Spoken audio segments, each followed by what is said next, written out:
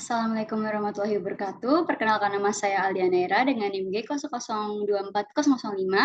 Hari ini saya akan membuat laporan yang kedua, yaitu mengenai gastrointestinal tract yang bagian superior dan meliputi mulut sampai lambung. Oke.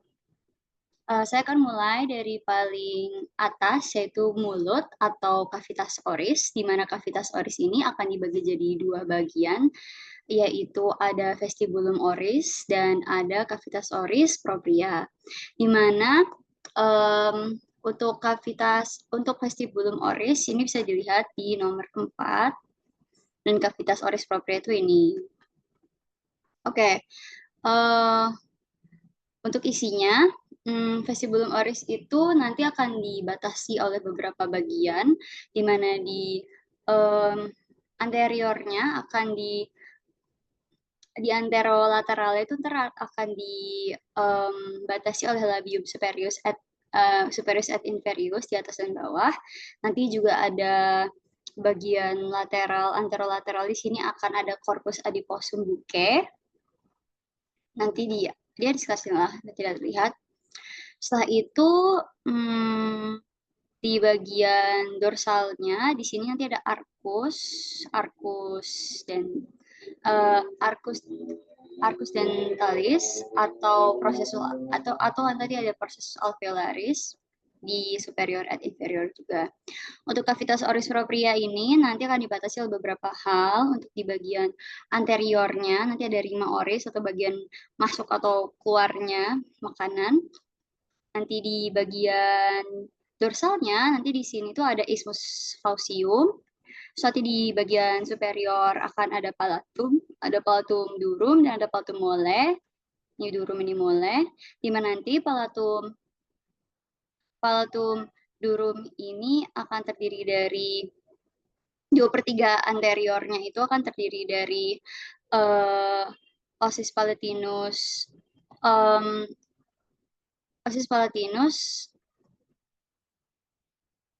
processus palatinus, osis maxillaris, dan nanti di sepertiga posteriornya itu oleh lamina horizontalis osis palatini. Nah, nanti di sini akan ada palatum mole yang terdiri dari musculus, nanti ada musculus tensor veli palatini, ada levator veli palatini, terus ada musculus palatoglossus, ada musculus palatopharyngeus, terus nanti ada musculus uvulae. Nah, setelah itu di bagian inferiornya di bawahnya itu nanti akan ada diafragma oris dan juga diafragma linguae atau lidah. Nah, di bagian lidah, sebentar, saya next saja. Nah, untuk di bagian lidah ini akan dibagi juga yang di bagian depan itu namanya pars presulcalis linguae, terus di bagian belakangnya pars postsulcalis linguae. Dimana nanti di bagian yang presulcalis ini itu akan terisi oleh papila-papila, dan di belakang itu akan ada tonsil linguae. Dan ini berdua dibatasi oleh suatu sulcus namanya sulcus terminalis yang ini. Nomor 54. Dimana nanti sulcus terminalnya ini akan terdiri oleh papilla circumvallata.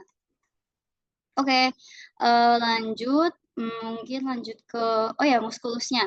Untuk muskulus yang ada di linguae itu dibagi jadi dua, ada yang membentuk dan ada yang menggerakkan. Yang menggerakkan itu adalah yang ekstrinsik, sebagian yang membentuk itu intrinsik, yaitu yang di linguae itu sendiri. Nah, untuk yang ekstrinsik itu ada 4 muskulus.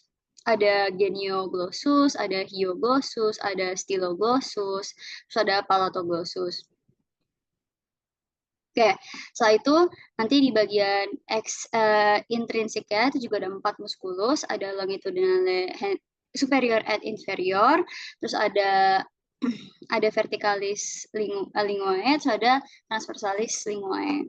Oke, lanjut mungkin ke esofagus. Ini tidak terlihat, tapi esofagus itu terletak di belakangnya trakea atau di posteriornya trakea. Setelah itu, dia ini, oh ya sebelum esofagus ada orofaring nanti. Nah, orofaring itu yang berhubungan dengan isthmus faucium, itu yang akan berhubungan dengan esofagus, dan dia itu setinggi vertebrae cervical 2-3. Nah, jadi baru ntar ada esofagus. Nah, esofagus ini dia ini berada, tadi sudah saya sebutkan, di belakangnya trakea, dan dia dibagi 3 pars, ada pars cervicalis, pars thoracalis, ada pars abdominalis, di mana cervicalis itu akan setinggi dari cervicalis 6 sampai thoracalis 1, terus untuk pars thoracalis itu dari thoracalis 1 sampai thoracalis 10, terus untuk abdominalis itu dia akan melewati hiatus diafragma, sehingga dia itu akan dia akan membentang dari vertebrae thoracalis 10 sampai thoracalis 11. Oke, setelah itu dibagi di esofagus itu nanti akan ada penyempitan yang disebabkan oleh organ visceral sekitarnya, yaitu ada yang disebut sebagai angustia. Nah, angustia itu ada 3 juga, ada angustia superior, media, dan ada inferior, di mana superior itu merupakan penyempitan yang disebabkan oleh cartilago cricoidea atau karena musculus cricofaringeus, di mana dia ini setinggi vertebrae cervical 6. Nah, setelah itu di bagian angustia yang media, dia ini akan setinggi vertebrae thoracalis 4 atau 5, jadi dia bisa di 4, bisa di 5, atau bisa di antaranya, dan itu disebabkan oleh penyempitan oleh arcus aorta dan bronchus. Setelah itu nanti di bagian paling bawah itu ada angustia inferior yang setinggi dengan vertebrae thoracalis 10, di mana dia ini akan melewati, tadi sudah saya sebutkan, hiatus esophagus, maaf bukan hiatus diafragma, hiatus esophagus, yang akan berhimpitan dengan diafragmanya itu. Oke, mungkin sudah cukup deh untuk esophagus. Saya akan lanjut ke lambung. Nah, sebelum masuk ke lambung ini, nanti esofagus itu dengan gaster atau lambung itu akan berhubungan di kardia atau pars kardia, yang dimana itu akan ada suatu kayak katup ya, sphincter, yang suka kita sebut sebagai less atau lower esophageal sphincter, atau nama lain itu gastroesophageal sphincter.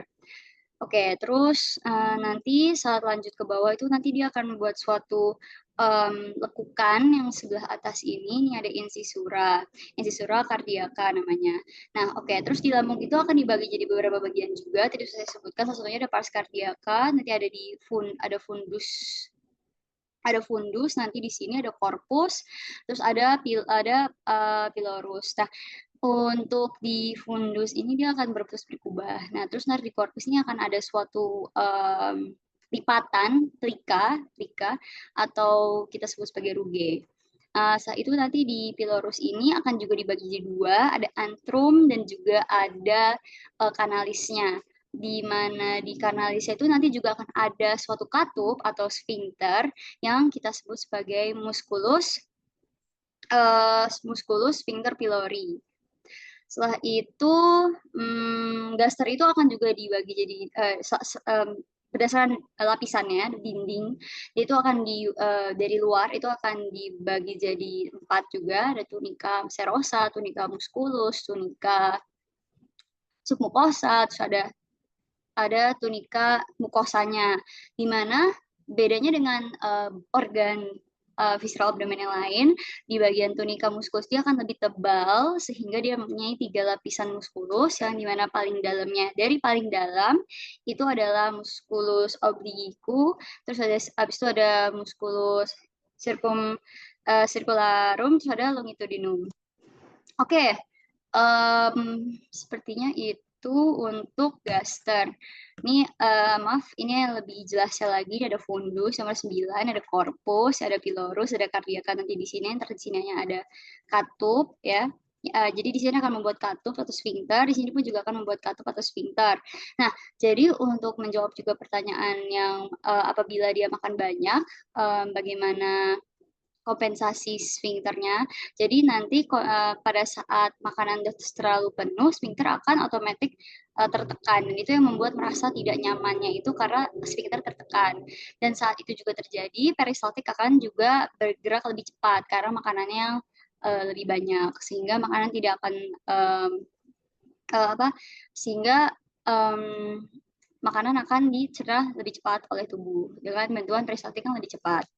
Mungkin itu saja yang bisa saya sampaikan. Terima kasih dan mohon maaf apabila ada yang salah dalam perkataan atau tindakan.